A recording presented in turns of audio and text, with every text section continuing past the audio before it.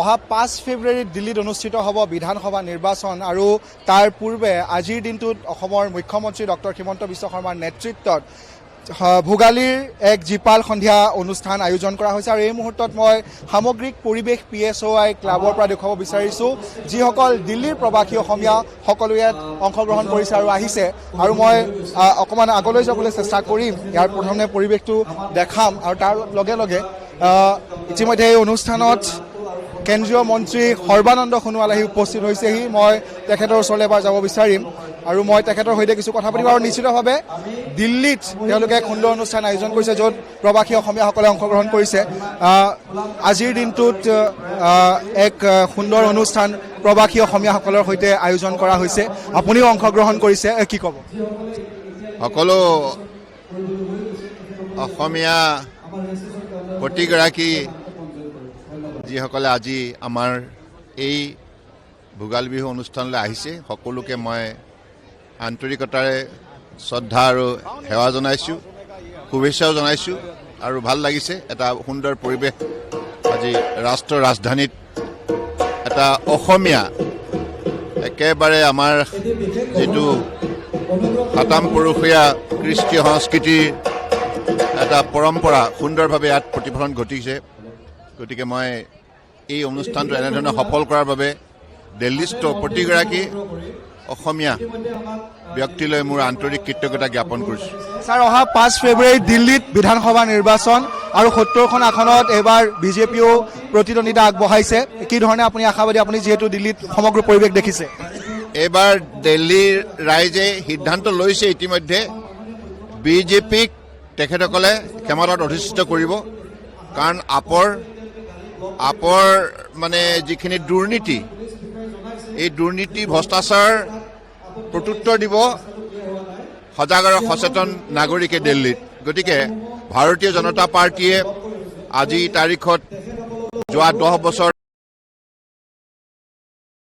যিমানখিনি উন্নয়নমূলক কাম ভাৰতবৰ্ষৰ বুকুত সম্ভৱ কৰি তুলিছে সকলো ৰাজ্যৰ উন্নয়নৰ বাবে কাম কৰিছে তাৰ বাবে দিল্লীবাসী ৰাইজেও বিচাৰে যে বিজেপি চৰকাৰ গঠন কৰক আৰু বিজেপি চৰকাৰ গঠন কৰিলে সকলো শ্ৰেণীৰ ৰাইজৰ ইয়াত উন্নতি সম্ভৱ হ'ব মই ধন্যবাদ জ্ঞাপন কৰিছোঁ আৰু এই মুহূৰ্তত বিজেপিৰ অসম প্ৰদেশ বিজেপিৰ সভাপতি দিলীপ শইকীয়া ইয়াত উপস্থিত আছে অংশগ্ৰহণ কৰিছে দিলীপ দা আপোনাৰ ওচৰলৈ আহিছোঁ আপুনি নিৰ্বাচনী প্ৰচাৰ সভাতো অংশগ্ৰহণ কৰিছে আৰু আজি এক বিশেষ অনুষ্ঠান প্ৰবাসী অসমীয়াসকলক লৈ আপোনালোকে আয়োজন কৰিছে আপুনি অংশগ্ৰহণ কৰিছে সকলো আহিছে ছাত্ৰ ছাত্ৰীৰ পৰা ধৰি সকলো আহিছে কি ক'ব আচলতে মই বহু বছৰ ধৰি নতুন দিল্লীৰ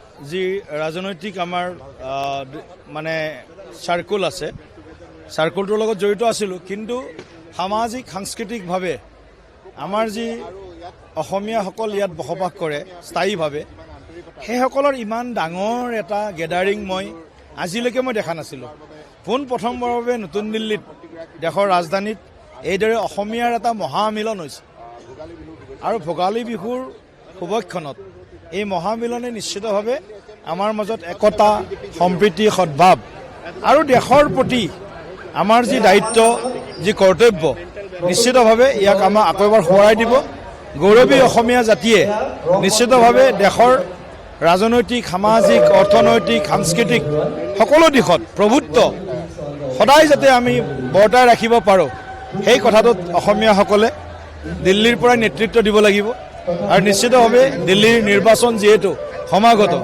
ৰাজনৈতিকভাৱেও কিছু দিশ সকলোৱে যিহেতু ইয়াত ভোটাৰ আমি গতিকে ভোটাৰৰ দায়িত্ব হ'ল নিজৰ গণতান্ত্ৰিক অধিকাৰ সাব্যস্ত কৰা আৰু মই আশা কৰিছোঁ অসমৰ যি ভোটাৰ ৰাইজ দিল্লীত এতিয়া স্থায়ীভাৱে বসবাস কৰিবলৈ লৈছে দিল্লীত যিসকল ভোটাৰ সেইসকলে 5 ফেব্ৰুৱাৰী তাৰিখে পৰিৱৰ্তন বিকাশ আৰু এখন শক্তিশালী সমৃদ্ধিশালী দিল্লী বাবে তেওঁলোকে নিজৰ গণতান্ত্ৰিক অধিকাৰ সাব্যস্ত কৰিব অসমৰ পৰাও এটা বিজেপিৰ দল ইতিমধ্যে দিল্লীলৈ আহিছে তেওঁলোকেও বিভিন্ন সমষ্টিত প্ৰচাৰ চলাই আছে আৰু যিসমূহ সমষ্টিত গৈছে প্ৰতিটো সমষ্টিত ৰাইজে বিভিন্ন ধৰণৰ আচলতে কথা বতৰা কৈছে যিহেতু আপে দুবাৰকৈ চৰকাৰ গঠন কৰিলে বহু ঠাইত পৰিৱৰ্তনো বিচাৰিছে কিন্তু এইবাৰ নিশ্চিতভাৱে অসমৰ পৰা কিছু জ্যেষ্ঠ কাৰ্যকৰ্তাক আমি এই নিৰ্বাচনৰ কামত ৰাষ্ট্ৰীয় সমিতিৰ নিৰ্দেশনা ক্ৰমে আমি সাংগঠনিক আৰু ৰাজনৈতিক কামত তেওঁলোক আহিছে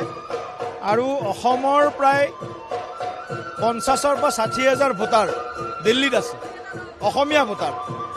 গতিকে 50,000-60,000 ভোটাৰে দিল্লীৰ ৰাজনৈতিক প্ৰেক্ষাপট সলনি কৰিব পৰা শক্তি আছে আৰু মই ভাবোঁ অসমৰ ভোটাৰে পৰিপক্ক এটা সিদ্ধান্ত ল'ব।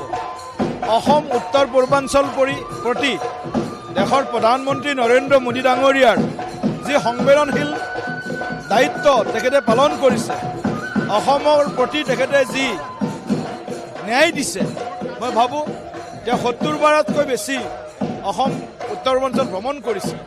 গতিকে মই ভাবোঁ অসম উন্নয়নৰ এক অনিৰুদ্ধ যাত্ৰাত আগবাঢ়ি আছে।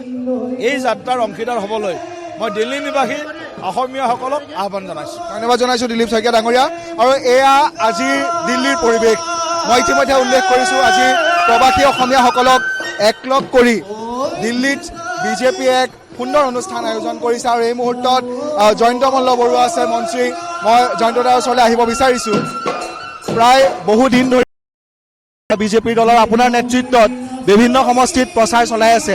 আজিৰ দিনটোত মুখ্যমন্ত্ৰী হিমন্ত বিশ্ব শৰ্মাৰ নেতৃত্বত এক বিশাল অনুষ্ঠান বুলি ক'ব লাগিব প্ৰবাসী অসমীয়াসকলক লৈ, কি ক'ব বিচাৰিব?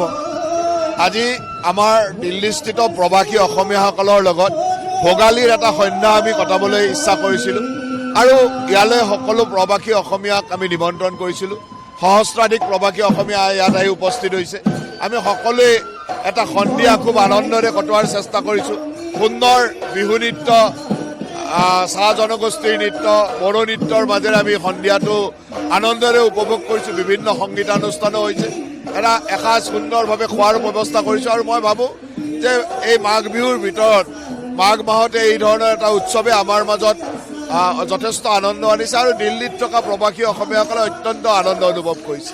ধন্যবাদ জনাইছোঁ জয়ন্ত মল্ল ডাঙৰীয়া। আৰু মই নিশ্চিতভাৱে উল্লেখ কৰিছোঁ যে আজিৰ দিনটোত দিল্লীত যিসকল প্ৰবাসী অসমীয়া বসবাস কৰে সকলোকে একলগ কৰি দিল্লীত ইয়াত খুব সুন্দৰ অনুষ্ঠান আয়োজন কৰিছে, য'ত সকলো প্ৰবাসী অসমীয়া একলগ কৰিছে। আৰু যাদৱ শৰ্মাক সামগ্ৰিক পৰিৱেশটো দেখাবলৈ কৈছোঁ।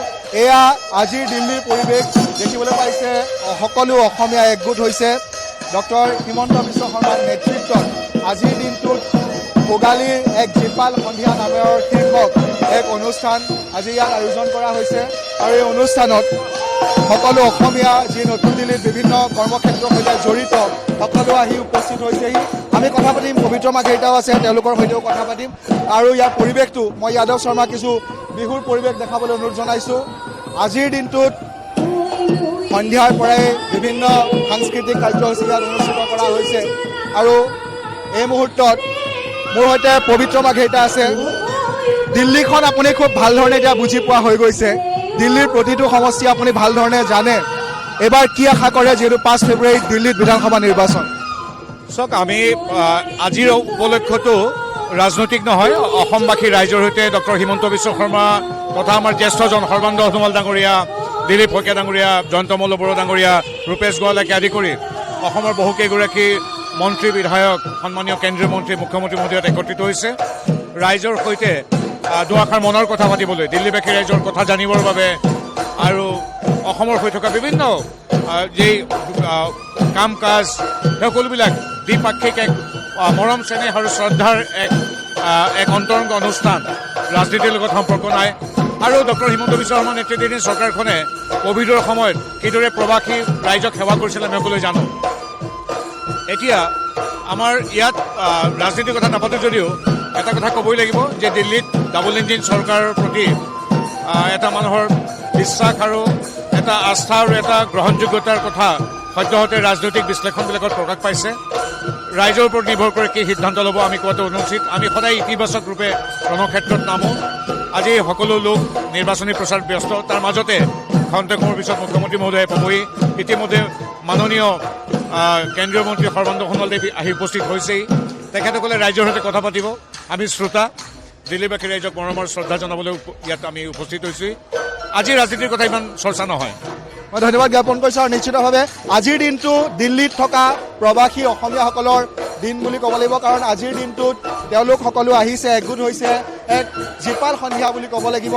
অসমৰ মুখ্যমন্ত্ৰী ডক্টৰ হিমন্ত বিশ্ব শৰ্মাই বিভিন্ন সমষ্টিত নিৰ্বাচনী প্ৰচাৰ চলাই আছে আৰু ইয়াত বিজেপিৰ যিসকল নেতা আছে সকলো নেতা একগোট হৈছে, যিসকল অসমীয়া লোক আছে সকলো একগোট হৈছে আৰু তেওঁলোকক একলগ কৰি আজি জীপাল সন্ধিয়াৰ ভোগালীৰ এক জীপাল সন্ধিয়া অনুষ্ঠান আয়োজন কৰা হৈছে।